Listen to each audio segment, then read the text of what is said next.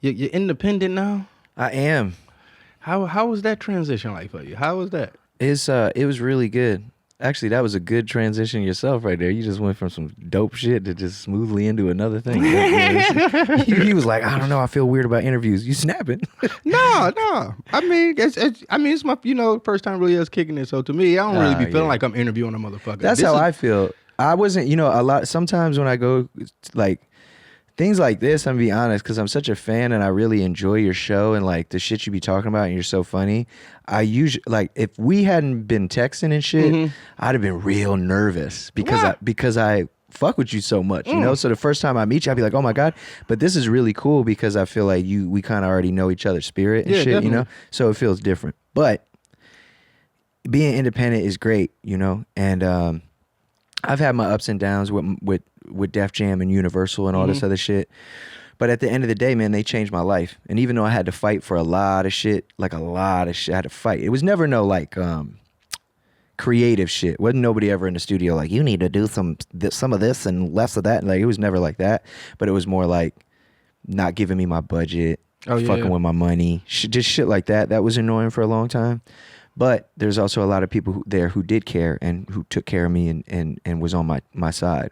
So when I left, a big reason why I wanted to leave is because the regime had changed and like music is just, it's musical chairs is what it really is. So, you know, you got this executive 1 year, you build a relationship with them, a rapport, they're making you all these promises of what they're going to do, but then they get a raise over here at a different label or a different, branch or whatever, and then now they're gone. And I'm not even mad at those people. They got to get what they can get. They're getting, better positions, higher positions, so more power to them.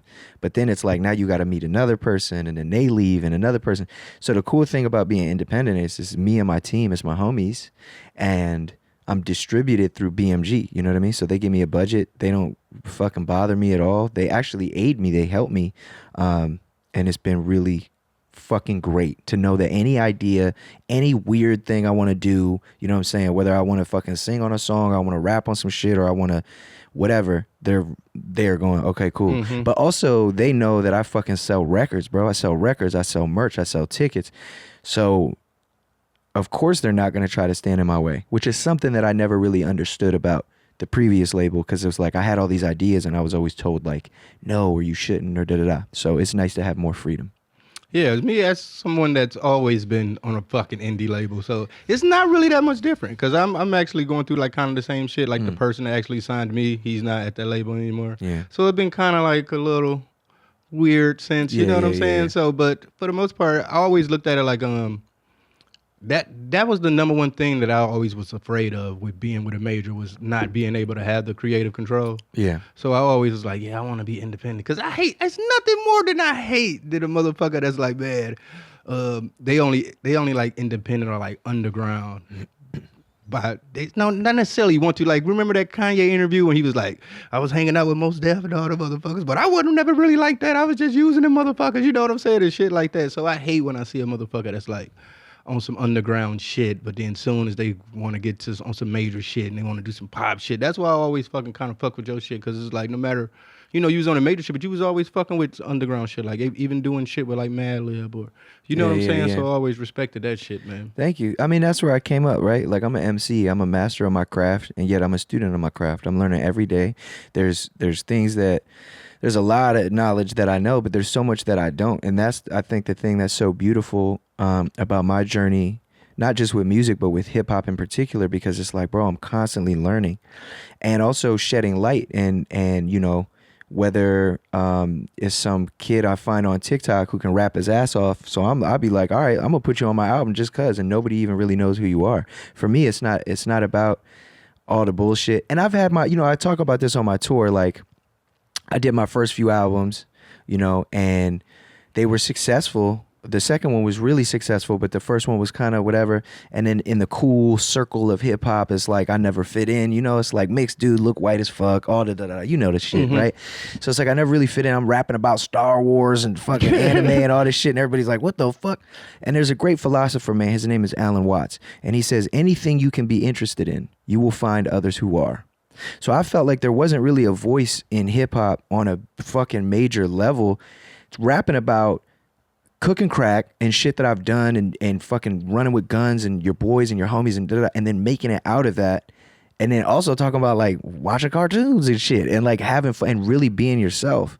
And so when I realized that like all the cool kids, if you will, these tastemakers, these circles that like weren't going to accept me, I just had to look in the mirror and be like, bro, just accept yourself, bro. Exactly. Fuck them. Like, and wish them well. They're your brothers. Like, whether the hip hop is a tree, man, and we got different branches, and on those branches are leaves. You're a leaf, I'm a leaf. I know it's a weird metaphor, but it's like we are still all a part of the same roots, if you will. And so when I realized this, I was like, man, fuck it. I'm gonna do me. I always wanted a hit record. I always wanted a hit. I tried to get one, didn't get one. Tried on my second album, I didn't get one. So then I gave up, right? And then I did the 1-800 song. Mm-hmm. And I'll tell you, nobody was in the studio when I made it. Like, yo, this shit about to go up at the party. This the one right here. This the one. Like, nobody thought that. I just made that because a lot of my fans had been like, yo, your music saved my life. And I, in my mind, was like, how? Like, I never even really tried to do it. So what if I did it? And then I did it, and it ended up being one of the biggest songs in the world. So at that time, I utilized that momentum, and then that's when I was like making trap shit, and I was making pop shit, and I was like, let's get this fucking money. Yeah. And I fucking ended up getting 30 million in a year from a single check, actually. So I made more than that. And I was like, oh my God, I had a panic attack and shit. I was like, I made it out the hood. I can't fucking believe it. Like, I beat the game. I was like, this shit is wild. And then I was on this hamster wheel, bro, from 2018 to 2020. And, you know, number one, platinum plaque, whatever the fuck, right? But I wasn't happy. And I was like, man, why am I not happy? And the reason I'm not happy is because it's like, if you beat the game and you just keep playing the same shit over and over and over, like, it's not going to like fulfill you. And so then I had my son, and I was like, look, I could keep playing this game, and I could keep making more money and more money and more money, even though I'm blessed enough to have more money than I could ever need. Fuck that shit. At the height of my career, I retired, even though that was bullshit. I didn't realize I was, you can't, I thought I did, but no, that was bullshit, because I love this shit too much. But I stepped away at the height of my fucking career, in arenas, doing all this other shit, and purposefully was like, I want to be a good dad. I want to be a good husband. I want to be a good person. And I focused on myself.